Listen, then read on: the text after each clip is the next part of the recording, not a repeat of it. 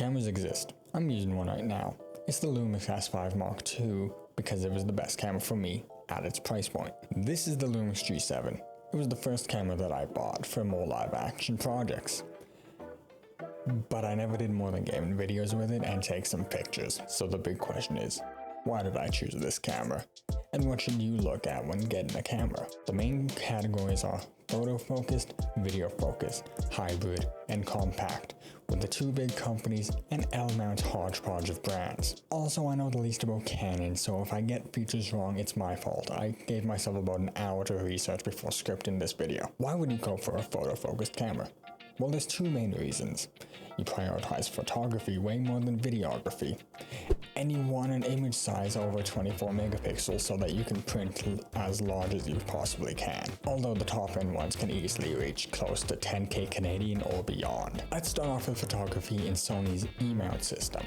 Being a full-frame camera, the A7R has a 61 megapixel sensor and the most physical controls out of Sony's photography focused cameras. The A7C has a 33 megapixel sensor in a more travel oriented body. The A7CR has the 61 megapixel sensor from the first camera, but inside of the body of the second camera, almost making it the best of both worlds. From the very limited amount of research that I was able to do, the Canon EOS R1 is their flagship camera, with a 24 megapixel sensor that is designed to capture a 1 in a million moment. An example would be sports photography. There's also the EOS R5 Mark II, which has a 45 megapixel sensor and seems to be Peter McKinnon's current favorite digital camera. I honestly know very little about Canon, so just watch Peter McKinnon and others on the brand for what you should get. With the open source L-mount system, there are actually three brands for this category. The Lumix S1R, with a 47 megapixel sensor and having great image quality while not being able to print as large, but having more quality of life than the Sigma FPL with a 61 megapixel sensor, but being in the smallest form factor that they could possibly make it. And finally, the Leica SL3. Because the SL2 was discontinued, with a 60 megapixel sensor, and in my opinion having the best colors out of the three, while having the biggest price point.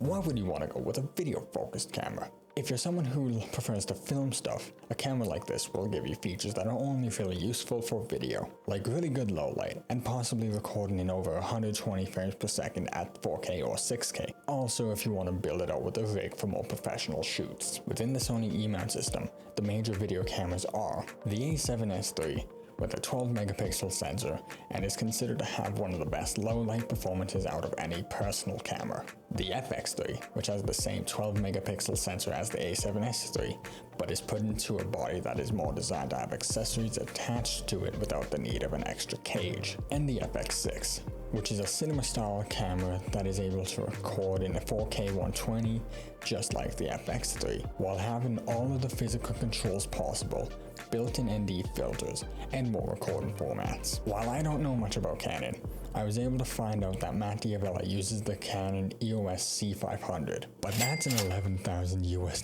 camera.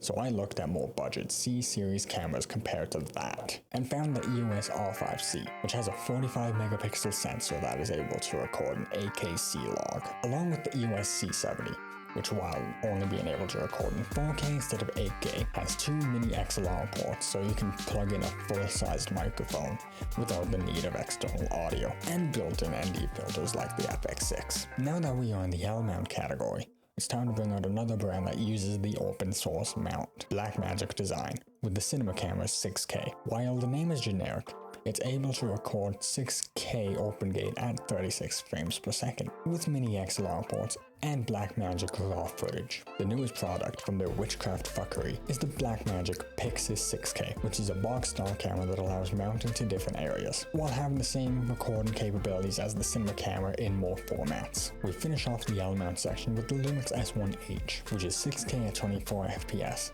but for a while was the only Panasonic camera that was allowed for Netflix, and it was used by Bo Burnham in Inside. Why would you go with a hybrid camera? Either you're interested in both photography and videography pretty evenly, or on more of a budget, because going with a specialized camera brings up the cost. The A7 IV is Sony's main hybrid camera, With a 33 megapixel sensor, it is able to take larger photos while being limited to 4K 60 compared to 4K 120 of Sony's video cameras. Next is the A9 with a 24 megapixel sensor and the ability to shoot 120 frames in a second. On the video side, it is able to record 4K 120 for slowed down shots. The last Sony camera is the A1, their most densely packed camera with a 50 megapixel sensor that is able to do 30 frames per second for photos and record in 8K 30, which is to be expected because this is Sony's flagship camera. For Canon, I just decided to look at their more budget full-frame cameras because there should be features for both video and photo. So my choices are the EOS R6 Mark II with a 24 megapixel sensor that is able to take pictures at 12 to 40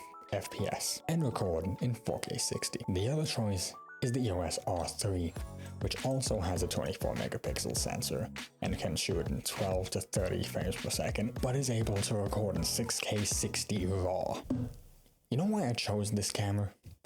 Harris fucking Heller, who has been using the Lumix S5 II and the S5 IIX for well over a year now, because it has the best features for content creation, like 6K OpenGate, letting you record with taller footage without having to record with the camera further away, and use anamorphic lenses without making the final image super short. And the only reason I'm talking about this camera the most is because it's the only camera that I actually own.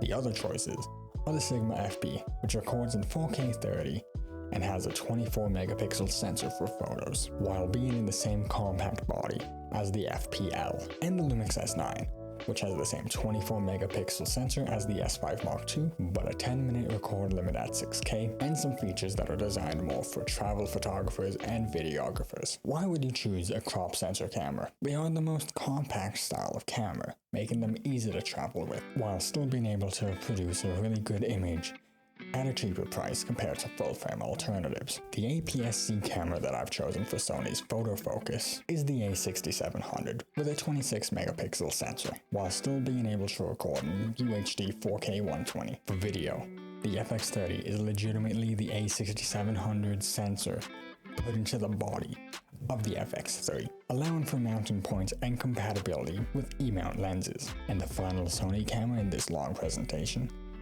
is the ZV-E10 II, which is their more content creation focused camera, which is the cheapest Sony on the list, while still being able to record in 4K 30, and is able to change its interface to vertical for short form content. In Canon's lineup, we have the EOS R7, having a 32 megapixel sensor with a 15 frames per second mechanical shutter, and the ability to record in 4K 60 in C-Log. The Canon EOS R50 is a more budget-friendly 24 megapixel camera that is capable of taking great photos and recording in UHD 4K 30. Now going into Micro Four Third cameras, we have the Lumix G9 II with a 25 megapixel sensor that is able to be upscaled internally to about 100 megapixels, along with the ability to record in 4K 60. The first video-centered Micro Four Third camera is going to be the Blackmagic Pocket Cinema Camera 4K, being able to record in 4K 60 RAW and having a mini XLR port for internal audio, a 5-inch touchscreen on the back to preview your footage compared to a normal 3-inch, and the ability to record in 2.8K at 80 frames per second in a 4:3 aspect ratio for anamorphic footage. And finally,